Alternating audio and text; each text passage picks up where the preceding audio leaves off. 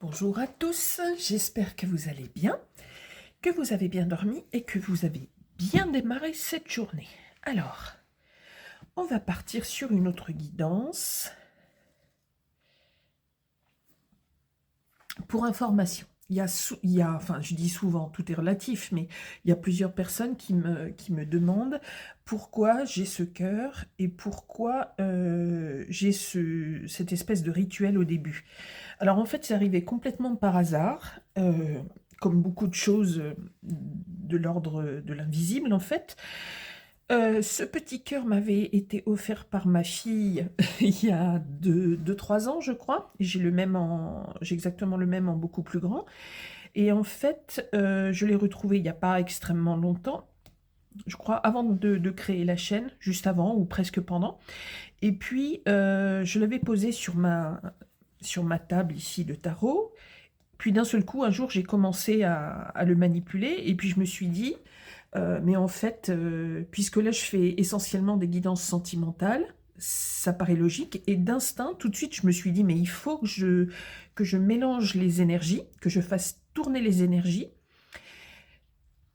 pour, en fait, dans l'idée du symbole. En fait, tout ça n'est pas calculé, hein, c'est arrivé vraiment comme ça. J'ai pas verbalisé avant et je me suis pas dit, voilà, je vais faire le rituel comme ça, etc. C'était même pas du tout un rituel. Une première fois, j'ai commencé parce qu'il tournait. C'est un cœur qui est bombé, d'accord? Et il s'est mis à... Enfin, j'ai commencé à le tripoter, etc. Et puis voilà. Et je me suis dit, après, en fait, après avoir vu ça, je me suis dit, mais au fait, c'est dans la logique des choses. Pourquoi j'ai fait ça? Ça tourne, ça brasse les énergies, comme toutes les énergies de l'univers, en fait. Et je trouvais que ça correspondait bien, en fait, aux énergies de l'amour, puisqu'en fait, chaque guidance est différente.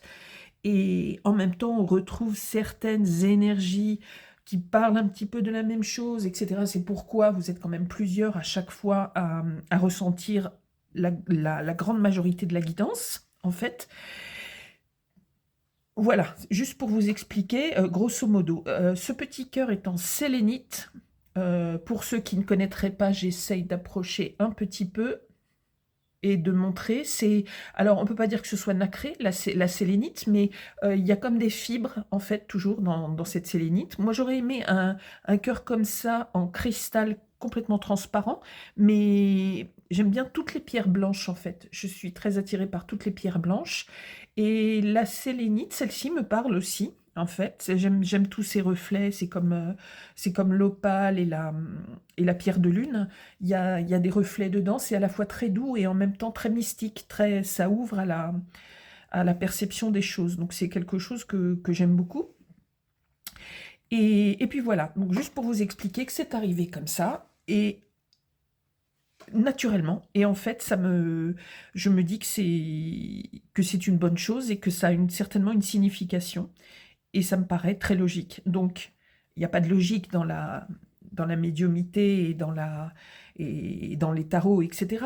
Mais quand je parle de logique, c'est que ça me paraît correspondre en fait à ce que je fais et au principe des guidances sentimentales.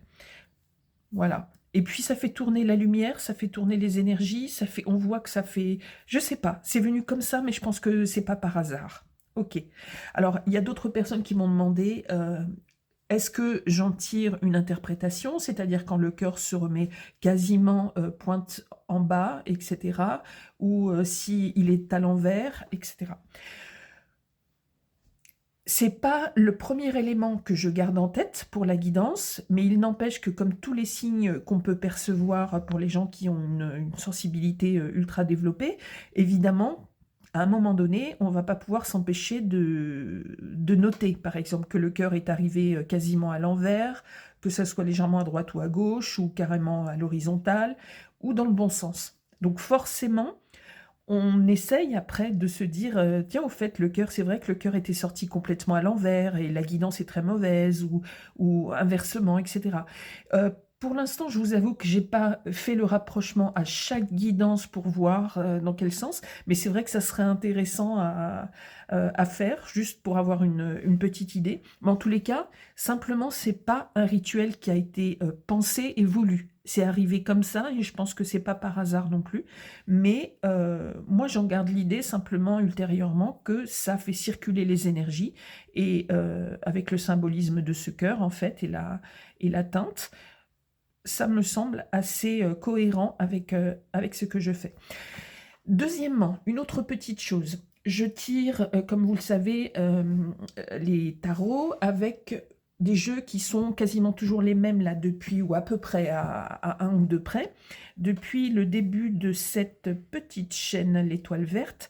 Si des personnes sont intéressées à ce que j'utilise d'autres jeux, en fait, comme je commence à en avoir vraiment beaucoup, beaucoup, beaucoup, sachez qu'en général, j'utilise ceux qui sont le plus rapides à parler, simplement parce que je ne peux pas faire des guidances générales comme ça pendant 1 heure ou 1 heure et demie, c'est pas possible.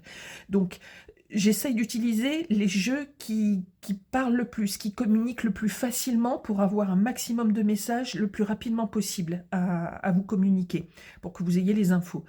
J'ai plein d'autres jeux qui sont à la fois hyper intéressants au niveau artistique ou créatif ou graphique, etc., mais qui ne sont pas forcément faciles à interpréter dans ce cadre ici, je veux dire, hein, dans le cadre d'une guidance où il faut donner beaucoup d'informations dans un temps imparti. Mais si ça vous intéresse, j'ai déjà noté dans la catégorie post les tarots et les 2 oracles que j'utilise le plus. Si par contre vous êtes intéressé par le fait que je vous fasse découvrir aussi d'autres jeux, alors soit dans le cadre d'une vidéo vraiment spécifique où je vous montre d'autres jeux intéressants, soit par le biais de mes guidances que j'utilise de temps en temps, bon, la majorité pour quand même vous donner plein d'infos, et j'intègre un nouveau jeu, enfin un jeu que vous ne connaissez pas encore, qui vient pas forcément de sortir, mais que vous ne connaissez peut-être pas, et simplement pour vous faire découvrir et pour vous permettre d'avoir des graphismes, des illustrations un peu différentes pour varier. Si vous êtes intéressé par cette éventualité, cette proposition, ben vous me le dites. D'accord. Si évidemment je ne reçois un retour que d'une personne, bon bah je vais continuer puis je ferai au feeling en fonction. Si par contre vous êtes vraiment nombreux, c'est pareil, tout est relatif, il n'y a pas des millions de personnes qui me contactent pour ça, mais s'il y a plusieurs personnes qui me semblent intéressées par le fait que je varie un peu les tarots, ou les oracles, mais moi c'est très très peu d'oracles, puisque ma formation initiale, quand j'étais très jeune, c'était le tarot de Marseille, exclusivement le tarot de Marseille. Je suis arrivée au Rider-Waite beaucoup plus tardivement. Voilà, donc maintenant je m'intéresse aux deux, au Rider et au tarot de Marseille. Mais les oracles, en fait, pour moi, ça n'apporte que des éléments supplémentaires et ça ne peut pas vraiment faire partie du message essentiel, parce que ça n'a pas de... Les oracles ont été, en fait, les oracles que tout le monde connaît, qu'on retrouve beaucoup sur Internet, etc., ont été retravaillés, on a changé les messages, etc. Bien évidemment, dans la vie de tous les jours, on retrouve toujours les mêmes thèmes, surtout pour les guidances sentimentales, la rupture, la rencontre, etc., etc. Donc, les oracles ont été adaptés avec des mots-clés, etc. Mais la symbolique du tarot est plus intellectuelle et plus profonde, historiquement, et vous pousse à aller chercher des clés dans une réflexion un peu plus mystique, un peu plus profonde. Et moi, c'est ce qui m'intéresse.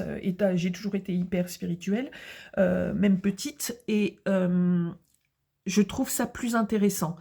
Dans plein de guidances sur Internet, vous pouvez trouver des tas de médiums ou de personnes, parce que toutes et tous ne sont pas médiums, mais il y a des personnes qui utilisent beaucoup d'oracles. En fait, c'est une très grande majorité, d'après ce que j'ai vu depuis plusieurs années. C'est énormément d'oracles avec des textes déjà écrits ou des mots-clés à gogo, etc. Et ces personnes-là ne font que retranscrire ce qui est marqué sur ces oracles. Donc les oracles, beaucoup ne font pas appel au message caché originel de chaque arcane du tarot, par exemple. Vous voyez, il y a de grandes différences. et c'est très adapté à la vie moderne, donc ça peut intéresser certaines personnes, mais c'est en même temps très superficiel. Ça vous parle de votre vie concrète et ça ne vous incite pas à chercher et à vous élever. Je sais pas, j'espère que vous comprenez ce que j'essaye de vous transmettre. Donc, les oracles avec tout écrit dessus, moi, c'est pas mon truc parce que je trouve pas ça très profond. Donc, mais je peux en utiliser, hein, j'en ai très très peu. Je dois avoir 10% d'oracles sur tout ce que j'ai, et je ne m'en sers en général, à l'exception de celui-ci, mais je crois que j'avais déjà expliqué dans une guidance que c'est un oracle extrêmement influencé sur l'univers de l'alchimie, de l'hermétisme et du tarot. Donc c'est pour ça que celui-ci m'intéresse en profondeur. Ça reprend quasiment tous les thèmes. Sinon, la plupart des autres oracles, je ne les utilise que pour apporter des messages plus concrets, vous savez, comme celui que j'ai fait moi-même. C'est vraiment pour apporter des éléments très concrets dans la vie de tous les jours pour vous aider à avoir une vue plus nette sur votre environnement direct. Voilà. Donc, n'hésitez surtout pas à me parler de cette éventuelle possibilité avec d'autres jeux pour varier. Et puis voilà, et j'espère vous avoir apporté quand même un éclaircissement sur mon petit rituel, qui n'en est à la base pas un, mais voilà, mais ce n'est pas volontaire.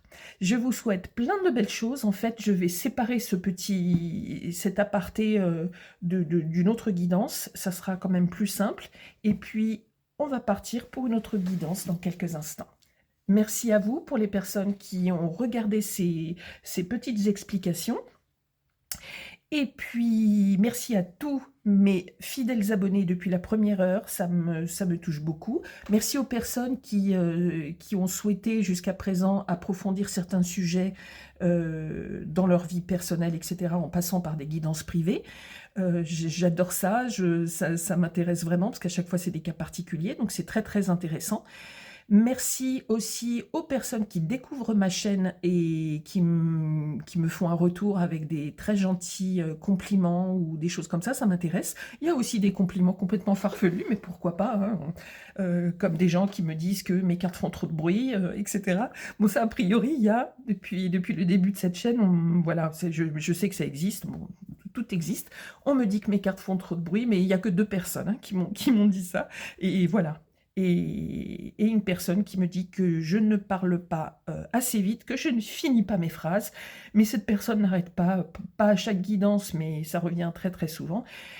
C'est ma façon de parler, et si cette personne est extrêmement dérangée par ma façon de communiquer et de transmettre les choses, je ne comprends pas ce qu'elle fait là et pourquoi elle continue à regarder mes guidances. Il y a des milliers de guidances sur le web, ouais, donc aucun intérêt. Mais cette personne continue à me mettre des messages en disant que c'est insupportable, ma façon de parler, etc. Soit, mais madame, allez voir ailleurs, voilà. Enfin bref, je vous ai communiqué ces informations, c'est voilà un petit aparté, et en tous les cas, j'espère que vous allez passer une bonne journée. Merci à tous, ça me fait très plaisir. On se retrouve pour une guidance.